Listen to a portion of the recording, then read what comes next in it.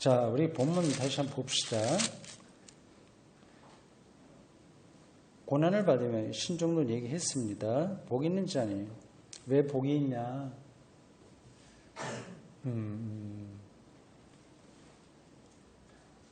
성경이 말하는 복은 하나님과의 관계에 얼마나 들어가느냐 그겁니다. 그러니까 고난받으면 어쩔 수 없이라도 다른 데 희망을 걸지 못하니 하나님에게 희망을 걸게 되는 거거든요. 근데 목회도 저는 이제 거의 이제 목회도 마칠 때가 돼 가는데 하여튼 담임 목사직은 2023년 12월 마지막 31일에 내가 끝난다 교인들에게 얘기했습니다.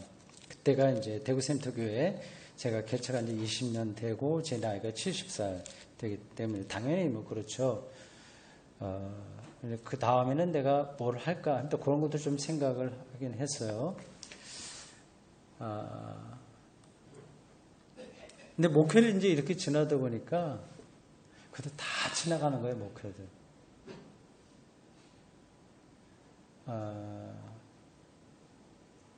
차라리 교회가 좀 작아서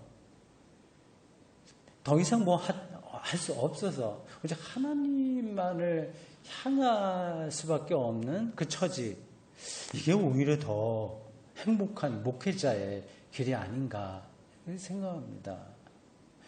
이게 뭐 교회 큰 교회도 못 해봤으니까 그걸 나를 합리화하려고 하는 거 아닙니다. 이솝 우화에 나와 있듯이 여우가 그 포도를 따먹으려고 하는데 높아서 못 따먹어요. 그러니까 저거 먹으면 시지 자기 합리화하는 거 그 차원이 아니라 아주 실질적으로 저의 영성에서 나오는 고백입니다. 예, 그러니까 복이다. 결국 하나님과의 관계다. 그리고 또 솔직하게 또 얘기하면 교회를 크게 키웠던 이거 다 이제 끝나고 이제 곧 이제 죽잖아요.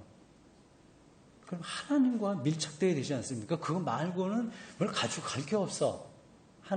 예수님의 최후의 심판을 우리가 믿는데 내가 교회를 얼마큼 키웠습니다 하고 예수님에게 얘기하겠어요. 뭐 내가 책을 얼마나 썼습니다 하고 그런 걸 얘기하겠어요. 그건 아무것도 이제 다 지나가 버리고 예수 그리스도를 통한 하나님과의 일치, 이거에 가야 되는데 큰 교회를 하게 되면 아무리 하려고 해도 안 됩니다. 그러니까 CEO처럼 되는 거예요. 그래서 오히려 이런 점에서도 이 팔복에 나와 있는 것이 목회자들에게도 진리다. 가난한 교회에 목회하는 사람이 복된 목사 아닙니다. 목사님 동의하시죠? 네. 그러니까 복에 대한 관점을 좀 바꿔야 이 이야기가 들린다고 합니다. 됐습니다. 이제 설교, 오늘 공부 이제 후반부 제가 앞에서 50분 했고 이제 한 30여 분만 하면 되겠습니다. 이렇게 성경 본문의 진도를 많이 올라갔네요. 그래서 중요한 거는 제가 짚고 있습니다. 소망에 관한 이유예요. 15절 보십시오. 너희 속에 있는 소망에 관한 이유를 묻는 자에게 대답할 것을 항상 준비하되 온유와 두려움으로 하라. 예.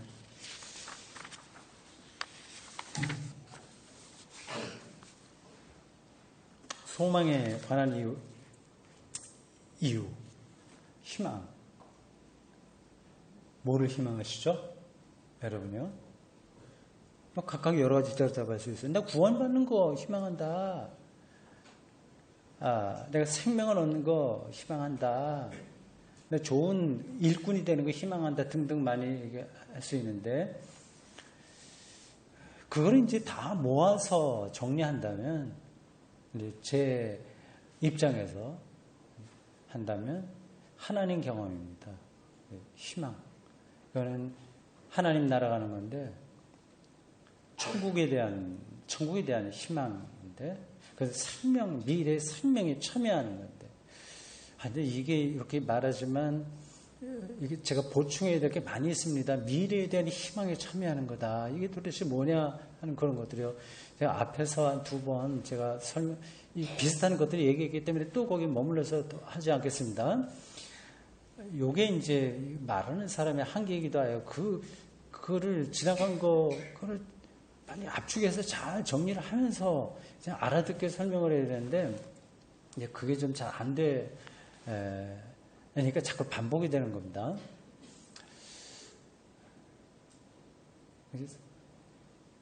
하나님 경험이에요. 하나님 경험. 생명 경험이에요, 그게.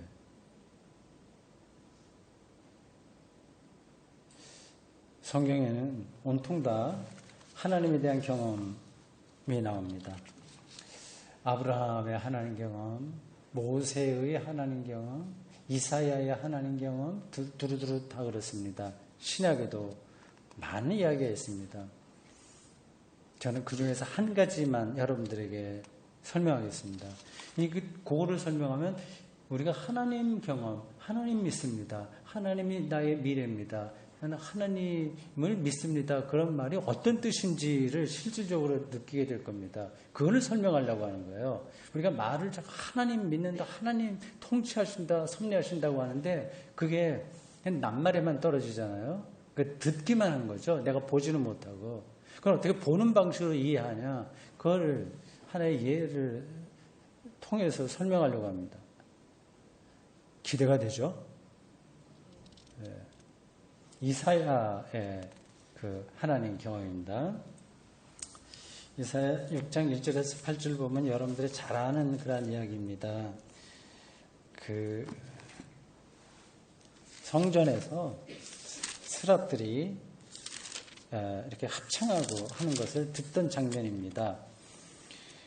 6장 2절 이래요. 스랍들이 모시고 섰는데, 그러니까 뭐 천사의 일종을 그렇게 부르는 유대인들의 표현 방법입니다. 천사라고 생각하면 됩니다. 근데 각기 6 날개가 있어 그 둘로는 자기 얼굴을 가렸고, 그 둘로는 자기 발을 가렸고, 둘로는 날며 그렇게 나오고 있습니다. 특별한 어떤 형상들을 말하는 겁니다. 3절에 보면 이렇습니다. 서로 불러 이르되 찬송을 하는 거죠. 거룩하다, 거룩하다, 거룩하다. 상투스, 상투스, 상투스. 이 중세기의 미사곡은 다 이 상투스입니다. 거룩하다, 거룩하다, 거룩하다. 뭘 보고 이 사람이 이런 얘기를 하겠습니까? 거룩함에 대한 경험. 그리고 이어서 그의 영광이 온 땅에 충만하도다. 우리에게 익숙한 건데 그거 한번 설명해 보십시오. 다른 사람들에게 하면 어디까지 여러분들이 설명할 수 있겠습니까? 이건 굉장히 중요한 문제예요. 거룩하다는 사실하고 우리 성도고 뭐 그런 말들 많이 나오죠. 그 비슷한 표현들이 성경에 빼곡하게 있습니다. 그리고 하나님의 영광이 온 땅에 충만하다. 그게 아주 실질적으로 뭐냐 하는 거죠. 네, 거룩하다고 하는 말은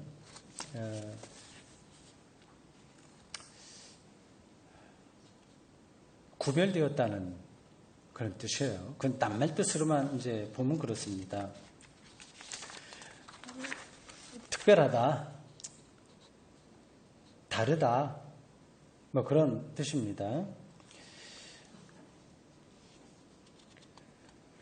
제가 요거는 제 강의 안에 있는 거를 조금 읽어보겠습니다. 요 상투스 부분. 그냥 라디오에서 나오는 어떤 소리를 듣는다 생각하고 들어보십시오. 제가 이번에 와서 하게 될 그 강의안을 여기 나온 내용입니다. 이사야는 거룩하다, 거룩하다, 거룩하다. 만군의 여호와예요. 그의 영광이 온 땅에 충만하도다. 라는 스랍들의 찬송 소리를 들었다고 한다. 이런 구절을 교회당에서 성가대가 부르는 합창을 실질적으로 귀로 듣는 것처럼 생각하면 곤란하다. 다른 사람의 귀에는 들리지 않고 이사야의 귀에만 들린 합창소리다. 놀랍죠. 그 영적인 안목이 깊어서 그 사람에게만 들린 거예요. 애기 엄마는 여러 사람들이 있는데도 막 시끄럽고 왁자지껄해도 자기 아이 목소리는 우는 소리인지 듣잖아요. 그 엄마에게만 어떤 소리가 들리는 그 선이 있어요. 이사야가 이제 그런 경험을 한 거죠. 객관적인 실체로서의 합창이 아니라 영적으로 준비된 사람에게만 들리는 영적인 합창이다. 시인이 다른 사람의 눈에 보이지 않는 것을 보고 작곡가가 다른 사람의 귀에는 들리지 않는 소리를 듣는 것과 같다. 오늘 우리도 이사야의 영적인 경험을 이해한다면 비슷한 경험을 할 수 있다. 나의 하나님 경험도 기본적으로는 이들의 하나님 경험과 다르지 않다. 여기서 핵심은 두 가지다. 하나는 거룩하심이고 다른 하나는 영광이다. 조금만 더 읽어볼게요. 괜찮죠? 읽어도요? 고맙습니다. 참 친절하시네요. 하나님을 거룩한 존재라고 부르는 이유는 그가 우리의 존재 방식과 전혀 다르다는 데 있다. 존재 방식이. 그런 대상을 거룩하다고 하는 거예요. 칼 바르트식으로 표현하면 하나님은 절대 타자, 토탈리터, 알리터, 라틴어로 하는 얘기입니다. 하나님은 우리와 유사한 존재가 아니라 질적으로 완전히 다르기에 그 어떤 방식으로도 우리가 그를 규정할 수 없고 범주화할 수 없다. 범주. 그러니까 어떤 이런 울타리 안에 가둬서 생각하는 거예요. 이거는 고체야. 이거는 액체야. 이거는 나무라고 그래. 뭐 이런 이게 다 범주입니다. 우리는 세계를 그렇게만 이해합니다. 근데 하나님은 그런 분이 아니라고 하는 거죠. 흔히 말하듯이 사람은 시간과 공간의 제약을 받지만 하나님은 시간과 공간 안에 범주가 있는 거예요. 카테고리. 근데 하나님은 초월한다. 제약받는 자와 초월하는 자 사이에는 넘을 수 없는 시면이 놓여 있는 셈이다. 예를 들어서 기계의 도움을 받지 않는 한 인간은 새처럼 공중을 날지 못한다. 사람과 새 사이에는 넘을 수 없는 벽이 놓인 셈이다. 하나님을 경험한 사람은 너무 낯선 경험을 하는 거예요. 말문이 막히게 돼요. 그래서 절대 타자로 경험합니다. 이 낯선 경험. 이게 이제 상투스라고 하는 이 단어에 들어있는 의미입니다.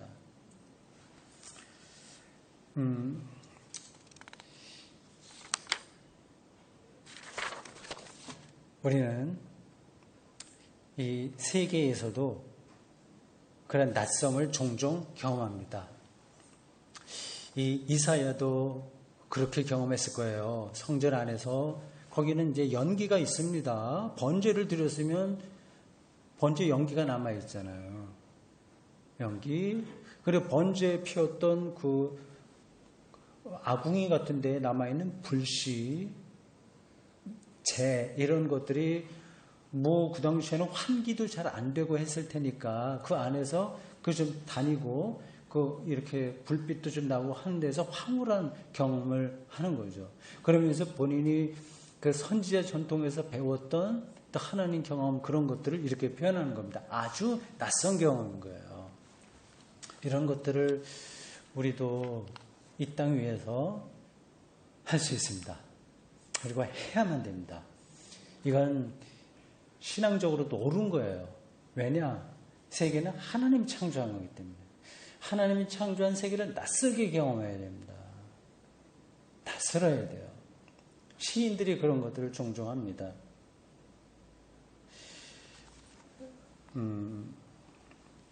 이시영이라고 하는 시인이 있습니다. 이시영. 생존에 계시죠. 이시영. 인터넷에 가서 찾아보십시오. 이시영 시인의 시집 사이. 제목이 좀 특별해요. 사이라는 시집에서 단시로 이제 삼행으로 됐어요. 세 줄밖에 안 돼요. 삼행으로 된 시. 저 잎새 하나.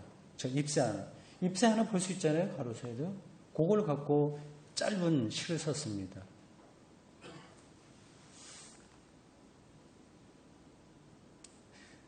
나뭇잎 하나에도 신의 강렬한 입김은 스며 바람 불지 않아도 저 잎새 밤새도록 찬란히 은빛 등을 뒤집고 있으니 잎이 위에는 반들반들하지만 밑에는 뭐가 털이 나갖고 약간 은빛이 나잖아요. 이렇게 움직이는 거. 이걸 신의 입김처럼 그걸 경험하는 거예요. 이 세계가 정말 낯설게 경험되는 거죠.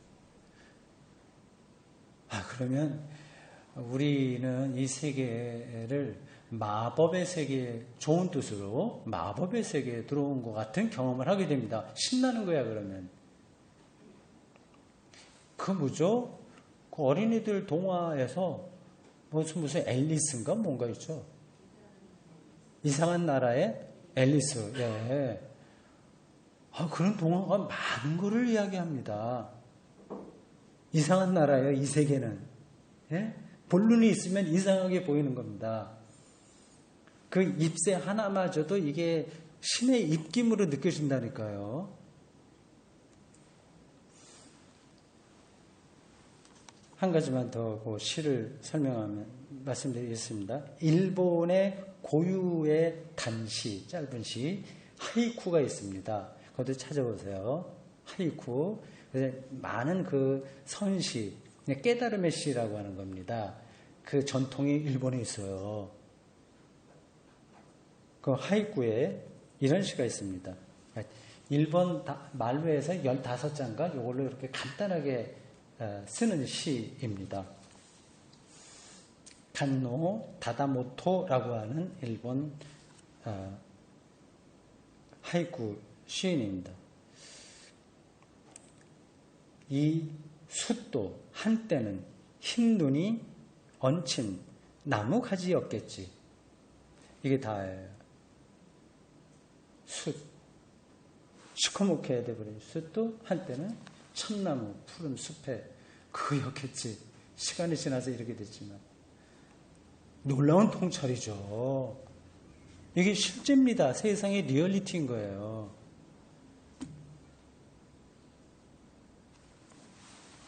이러한 낯선 경험을 가리켜서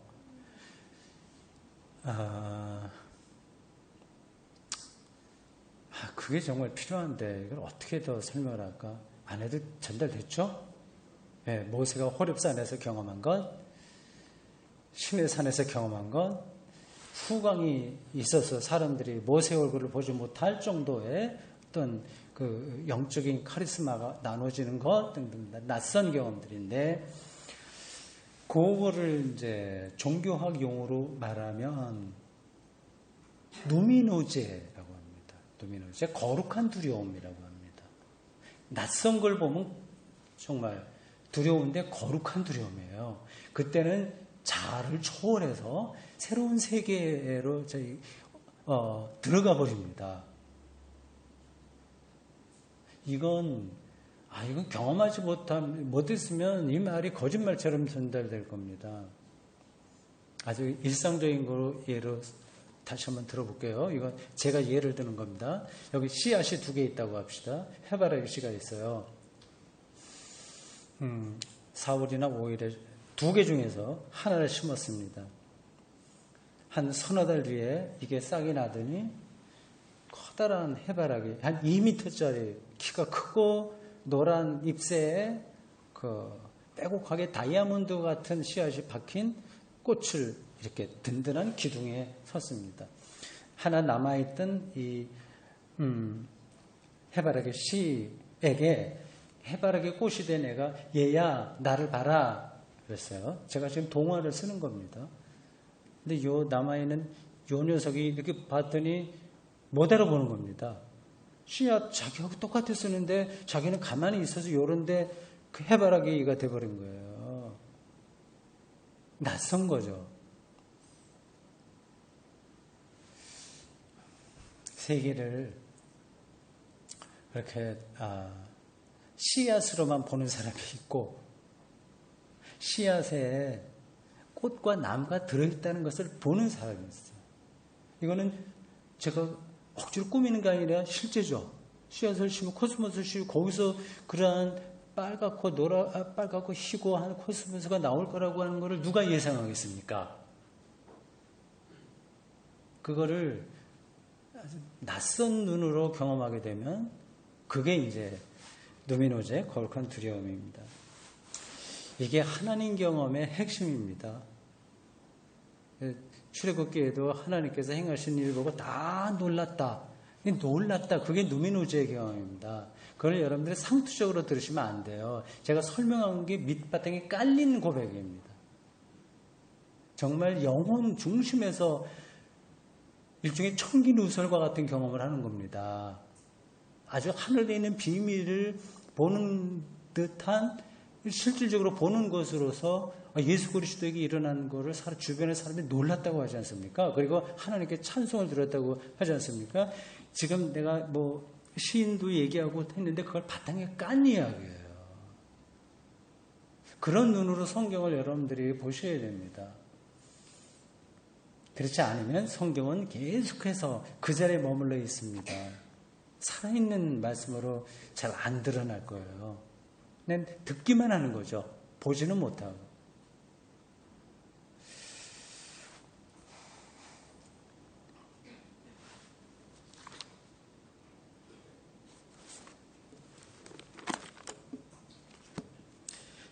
그 뒤에 몇 가지 제가 짚어야 될 구절들이 나옵니다. 요거 예민한 문제입니다. 19절 보십시오. 소망에 관한 이유를 묻는 자에게 대답할 것을 그거는 제가 설명했습니다. 하나님 경험인데 거룩한 두려움이다. 낯섦에 대한 경험이다. 이런 거예요. 우리가 나중에 죽고 죽은 다음에 우리는 잠잘 겁니다. 죽자마자 하늘 천당에 가는 게 아니라 잠을 자요. 이건 내 얘기가 아니라 바울의 이야기입니다. 다 잠잔다. 그러다가 마지막 천사장 나팔 소리에 데살로니가에 나오죠. 다 잠에서 깬다. 그러면서 심판이 있고 등등 그런 설명을 합니다. 근데 절대적인 생명이 완성된다고 하는 겁니다. 이런 것들도 상투적으로 듣지 마십시오. 씨앗에서 해바라기 꽃이 있다고 하는 것이 절대적인 생명으로 변화된 거 아니겠습니까? 우리가 그렇게 변화된다는 겁니다. 천사장 나팔 소리와 더불어서 모두가 변화하리라 그런 표현들이 데살로니가에 나와요. 근데 그때가 되면 여러분 오늘 제가 그때 가서 만날 겁니다. 우리가 그러면 정영수 목사가 한 말이 허튼 소리가 아니었다고 하는 걸 여러분들이 인정하셔야 됩니다. 정말 낯설게 경험할 거예요. 그 생명을. 그게 너무 중요해서 내가 다른 구절로 가려다가 또 다시 돌아왔네요. 여기에도 할 얘기 많이 있는데 그 접어두고 거기까지만 하고요. 근데 약간 애매한 성경 구절을 몇 군데만 짚습니다. 19절 보십시오. 그가 또 영으로 가서 이 영은 지옥이라는 겁니다. 우리가 일반적으로 얘기하는 지옥 다른 단어가 있긴 있는데 그걸 제가 보자. 여기 강의 안에는 있을 거예요.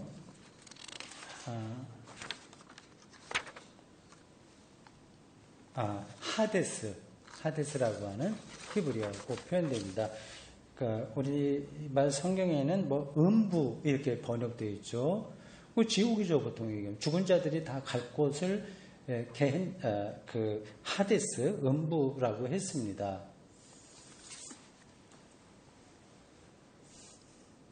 예수님이 십자가에 쓸 때에 여기에 갔다는 거 아니겠습니까? 영으로 가서 옥에 있는 이 옥, 영이 아니라 옥이요. 그러니까 예수님이 십자가에 달려 있을 때에 달려 돌아가시고 그 다음에 옥에 가서 그 하데스라고 하는 지옥에 가서 거기에 있는 영들에게 선포했다. 요 구절입니다. 약간 처음 들었죠. 이상하죠. 이게 사도신경에 우리나라 사도신경에는 안 나오지만 독일어 성경과 미국 성경, 영어 성경에는 요 구절이 나옵니다. 예수님이 십자가에 달려 돌아가시고 묻히셨으며 그리고 옥에 가서 선포하고 죽은 자 가운데 3일 만에 부활하시고 그 구절이 있어요. 요 이제 사도신경도 조금 그 번역본에 따라서 차이가 있어서 우리나라에 들어온 사도신경에는 그 구절이 빠졌습니다. 근데 그게 왜 빠지게 되는지 이유가 있긴 있는데 제가 다 지금 잊어버렸어요. 왜 그걸 뺐는지 우리나라 들어올 때 말입니다. 선교사들이 일부러 그걸 뺀 건지 아니면 근거가 있는 건지 없는 건지 모르겠습니다. 요거예요. 이게 신약성경에 다른 아무 데도 나오지 않습니다. 4장 6절 보십시오. 이를 위하여 죽은 자들에게도 복음이 전파되었으니 요거예요. 그러니까 이게 좀 애매한 거죠. 우리는 예수 믿고 죽으면 구원받고 아니면 멸망받는데 죽은 자들에게 또 복음이 전파돼? 이게 좀 이상하다 그래 생각이 들 만하지 않습니까?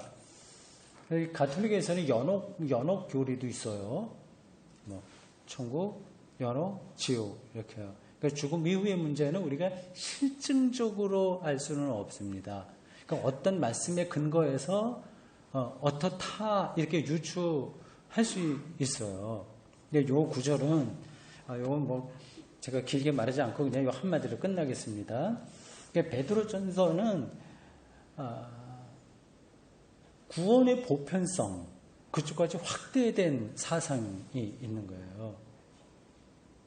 요 살아있을 때 예수 믿는 사람만이 아니라 다른 사람들에게까지 구원의 가능성이 죽은 사람에게까지 열려있다. 이렇게 굉장히 혁명적인 표현을 한 겁니다.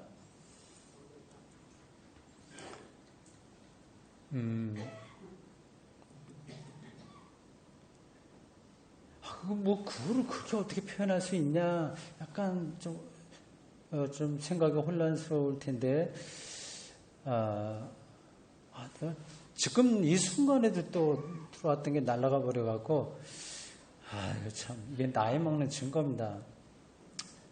미안합니다. 뭐 다시 생각나면 하겠습니다. 하여튼 요 구절 요거는 구원의 보편성 이거 오늘 다시 생각났습니다. 결국은 예수 그리스도의 구원의 능력을 강조하는 겁니다.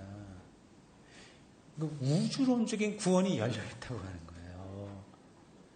그러니까 그 교회 안에 들어온 사람만 쏙 이렇게 구원하는 차원이 아니라 우리가 다 모르는 방식으로 예수 그리스도의 구원의 능력이 하도 커서 부패한 자연에게까지 이르고 그 하데스라고 일컬어지는 그 옥에가 있는 그러니까 지옥이죠. 거기가 있는 사람에게까지 희미한 방식으로라도 구원의 가능성이 열려있다. 이거는 예수 믿지 않아도 되네. 그래도 나중에 죽어서 믿으면 되겠는데 그걸 얘기하려고 하는 게 아니라 예수 그리스도의 십자가와 부활의 이 우주론적인 능력 그걸 강조하는 겁니다. 저는 이게 필요하다고 생각합니다. 그리고 우리 정말 예수를 믿는다면 하나님께서 교회 밖에 있는 사람들 좀 구원해 주시라고 하는 간절한 기도가 나오지 않을까요? 난 그렇다고 생각합니다. 자, 그건 됐고요. 21절 가보십시오. 물음, 이거 세례입니다. 예수 그리스도께서 부활하심으로 말미암아 이제 너희를 구원하는 편이 그 세례라.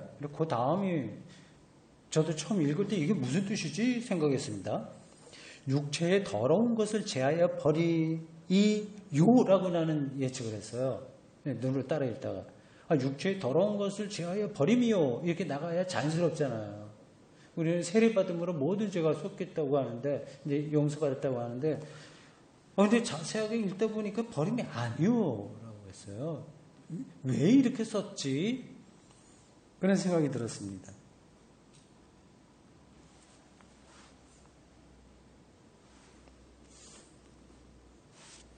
세례를 받아도 우리가 몸을 갖고 살아가기에 그 모든 것들이 다 일소되지는 않는다는 겁니다.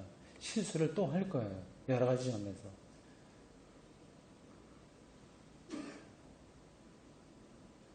그런 정도로 얘기하는 게 아닐까 그런 생각을 했습니다.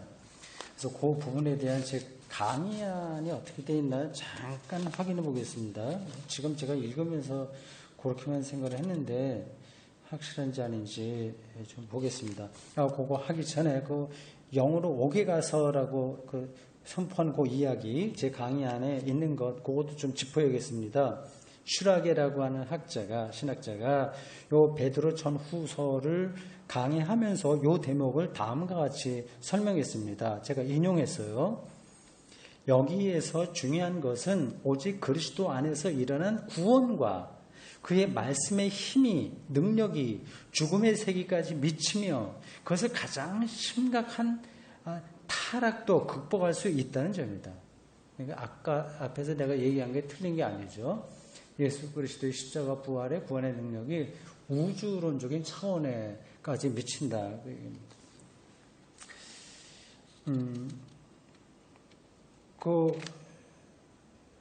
바로 앞에서 내가 이상하다 생각했던 그 구절이요. 육체의 더러운 것을 제하여 버림이 아니요. 그거를 제가 이렇게 설명했습니다. 강의 안에 읽어보겠습니다. 들어보십시오. 세례는 육체의 더러운 것을 제하여 버림이 아니요. 하나님을 향한 선한 양심의 강군이라 라고 했다. 우리는 보통 세례를 통해서 우리의 모든 부도덕한 삶과 죄를 씻는다고 생각한다. 세례를 받아도 다시 잘못을 행하지만 그거는 당연한 건데 죄 씻김이라는 의미는 분명하다. 그런데 베드로 사도는 세례를 전혀 다른 차원에서 해석한다. 하나님을 향한 간구라는 것이다. 세례를 인간적인 삶의 차원에서 하나님과의 관계라는 차원으로 끌어올린 것이다. 세례를 받은 사람은 생명이 가장 깊은 곳에 자리한 양심에서 하나님과 영적인 소통을 나누는 사람이다. 네, 그렇게 설명이 됐습니다. 자, 오늘 우리가 공부할 것 대체적으로 다 했습니다. 마지막 구절만 한번 확인하면 되겠습니다. 22절 보십시오. 여기에 예수 그리스도 십자가 달려 돌아가시고 부활하신 예수 그리스도가 지금 어떤 상태냐에 대한 신앙 고백문이 여기 있습니다. 신앙 고백문. 일종의 찬양이기도 합니다. 그는 세 가지로 되어 있습니다. 그는 그리스도예요. 그는 하늘에 오르사 하나님의 우편에 계시니 두 번째예요. 우편에 계시고 천사들과 권세들과 능력이 그에게 복종한다. 이 세 가지입니다. 이게 고대 기독교인들의 그 기독론인 거죠. 예수 그리스도에 대한 신앙 고백입니다. 이 부분도 제가 좀 깔끔하게 여러분들에게 오늘 강의를 마치기 위해서 제 강의안을 그 한 패러그래프 읽겠습니다. 들어보십시오. 한 2분 정도 걸릴까요? 네. 오늘 마지막 이야기입니다. 이런 설명이 그러니까 하늘에 오르고 우편에 계시고 다른 악한 세력이 복종한다. 이런 표현이 자칫 언어 유희로 끝날 수 있다. 이것을 내가 어떻게 실질적으로 제가 어떻게 실질적으로 이해하는지 간략하게 전하겠다. 첫 번째, 예수가 올랐다는 하늘은 바로 지금 여기 곳곳에 있다. 사과 한 개에도 하늘이 있고 들국화 한 개에도 하늘이 은폐되어 있다. 숨어 있다. 남녀 사랑과 친구 우정과 가족의 우애에도 하늘이 있다. 높은 곳만이 아니라 깊은 곳도 하늘이다.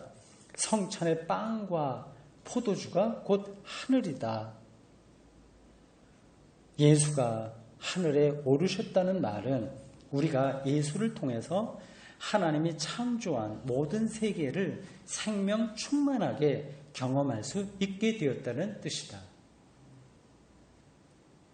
두 번째, 하나님에게는 우편과 좌편이 없다. 사실은 우편은 하나님의 권위를 가리키는 메타포, 은유다.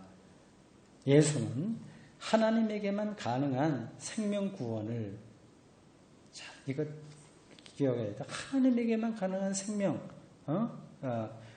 구원을 실행한 유일한 존재다.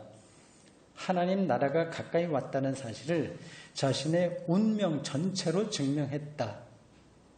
예수를 통해서 우리는 더 이상 율법 신앙에 묶이지 않게 되었으며 죄와 죽음에서 나 스스로 나를 완성해야 된다는 강요와 유혹에 굴복하는 것이 죄예요. 그래서 해방되었다. 예수가 하나님의 생명 구원을 실행했다면 그의 자리는 당연히 하나님의 우편이다. 셋째, 천사와 권세와 능력은 이 세상을 끌어가는 세력이다. 로마의 힘이에요. 세속의 힘입니다. 왕, 귀족, 부자, 그리고 보이지 않는 초월적인 능력들이다. 악한 세력. 오늘의 고위 정치인, 검찰, 법관, 기업 총수, 스타, 스포츠, 연예인들이다. 그들은 세상에 때로는 좋은 영향을, 때로는 나쁜 영향을 끼친다.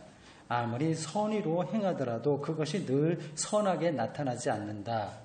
자신들의 궁극적인 미래를 모르기에, 운명을 모르기에 기껏해야 아무리 크고 신출 귀모라는 능력을 자랑해도 부처 손바닥 위에 손오공 신세다. 예수는 가장 무기력한 방식으로 십자가요, 가장 큰 일을 행하셨다. 부활 생명이에요. 예수는 그런 일을 행하셨다. 그러나 이 세상의 모든 권세는 우리를 비굴하게 만들고 초라하게 만드는, 때로는 우리를 기고만장하게 만드는 모든 권세는 예수에게 복종해야 한다. 그리고 그 복종하게 하는 방식으로 또한 우리가 살아야 된다. 이런 예수를 믿는 사람은 세상의 권세에 휘둘리지 않는다. 아멘. 기도하겠습니다. 주님, 오늘 이렇게 두 번째 날 저녁, 그리고 순서로는 세 번째 베드로전서 읽기 말씀의 친교를 나눴습니다. 어눌하고 생각이 뒤죽박죽일 때도 가끔 있고, 또 우리 해오름교회, 안산교회 교우들을 그 사정을 잘 알지도 못하는 이 종이 이렇게 천방지축으로 자신의 신앙과 영성의 근거에서 아주 부족한 말씀을 전했습니다. 최선을 다했으니 성령께서 이 말씀의 한 조각이라도, 하나의 씨앗처럼 한 조각이라도 우리 오늘 이렇게 참여한 믿음의 교우들 영혼에 심겨져서 언젠가는 때가 되어 좋은 꽃나무로 성장하도록 도우실 줄로 믿습니다. 예수님의 이름으로 기도합니다. 아멘.